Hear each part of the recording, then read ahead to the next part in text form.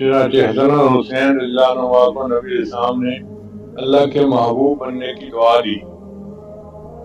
آپ نے دعا فرمائی اللہم انی احبہما واحبہما، اے اللہ میں ان دونوں سے محبت کرتا ہوں، آپ بھی یہ دونوں سے محبت فرمائیے۔ اور پھر آپ نے فرمایا کہ جو ان دونوں سے محبت کرے گا وہ مجھ سے محبت کرے گا، یعنی جو میرے بچوں سے محبت کرے گا وہ گویا مجھ سے محبت کرے گا۔